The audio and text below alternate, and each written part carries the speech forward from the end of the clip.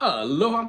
Tell you what, you said you didn't want a video. However, I feel like I didn't fulfill my obligation. I'm teaching for, I don't know, 15, 20 years, about 5 years here on the island. I don't know if I've ever had a lesson which ended like ours did, so it's a little unsettling, as you probably can imagine. However, the information that was going to be contained in today's lesson is a standard lesson that goes along with bass playing. You did a fine job with the previous three. I'm sorry that you didn't find that the recap videos weren't up to something that you could take away bits and pieces of information, then use that in your own playing. Long story short, I hope you keep these videos. I won't take them down.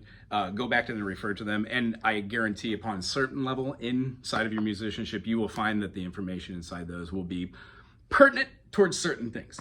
Now, the only thing I want to leave you with, so this isn't a long video that you have to watch. In fact, you don't even have to watch it if you don't want to, but this is going to explain what I was explaining today.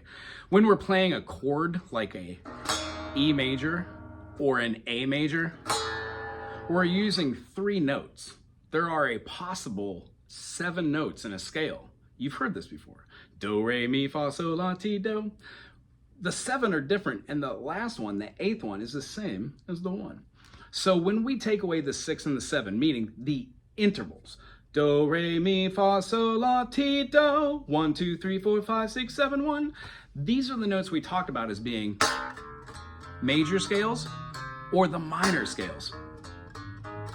What struck me as odd about today is because you already understand the concept of majors and minors, having a major third or a minor third. You already can associate the feeling that the ear has, and like they're called modes or modus, the way that those scale notes make us feel inside of chord progression. So all of these words broken down to just the easiest, simplest way to understand it.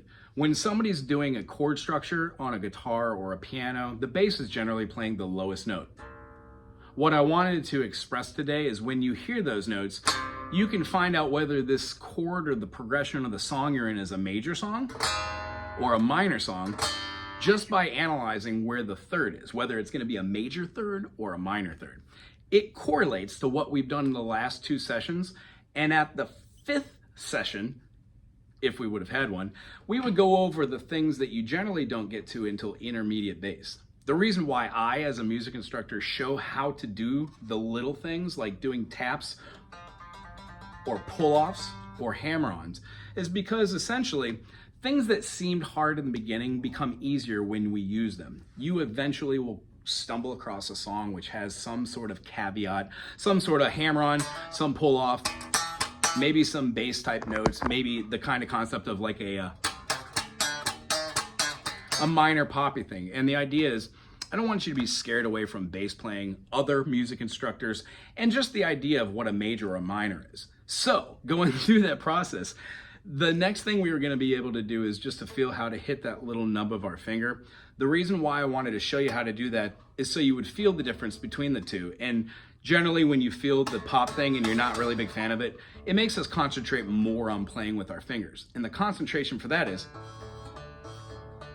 being able to pull through notes. We're not always just going to be hitting one note, which is where I started off. We're not always going to be just playing our fingers like walking the bass. Sometimes we use 3 fingers, sometimes we use 4. But they're all kind of levels of which we step up to. And what I wanted to do is go through each one of those levels while using concepts. Major chords, major scales, minor scales, and then slowly move into information which, yes, in music theory becomes a little bit daunting. But I guess the idea is you need to have a foundation, and we weren't able to build that foundation through vocabulary, and I do feel like that's my fault as an instructor. So I do hope your next adventure with an instructor, if you do take that course, it is clearly laid out that you just would like to do XXX on these things. And I would also tell that instructor that the things that you don't want to learn are how to play scales or notes inside those scales. Just for the fact that you want to learn how to play songs that are from a book or something you could hear on the internet or the interweb and then be able to play again, that's awesome. A lot of instructors do that as well. I do as well. I just didn't know that's exactly what you wanted. The concept of playing your scales is the foundation of all musical theory. And as far as taking the word musical theory and get rid of it, a scale, a 7-note, 1, 2, 3, 4, 5, 6, 7, is just something that needs to be done in the beginning, and then knowing what a major scale is or a major triad form from that is, and then a minor. So the next step upon this would probably be taking a little bit of time just to go through the process of doing some self-education and book work. And if you don't plan on playing out with other people, just picking an artist and playing with them works really well. My artists were like, you know, Fish or Grateful Dead or Steely Dan. That really got me to a point understanding this instrument. And I guess on a side note, everything that we talked about in all these videos, they're just a foundation that I use, that I've seen and noticed other players play. At no point have I ever had an issue with anybody or me being taught or teaching anybody just about majors and minors, but there were a lot of hard concepts that I've learned to do on bass that we didn't even touch, that I apply to other situations in my life, like just, you know, being able to take apart a drill and putting it back together, being able to have the wherewithal and the patience to sit through a lesson and understand what is going on really was the contact for me. So it was the journey in music that got me to where I am. And I absolutely can sympathize and empathize that honestly, all you want to do is just really play. And a lot of the stuff in the beginning is boring. I get that. Anywho, I wish you luck in your ventures. If you're in the neighborhood, don't be a stranger. And on the first Fridays, that is incorrect.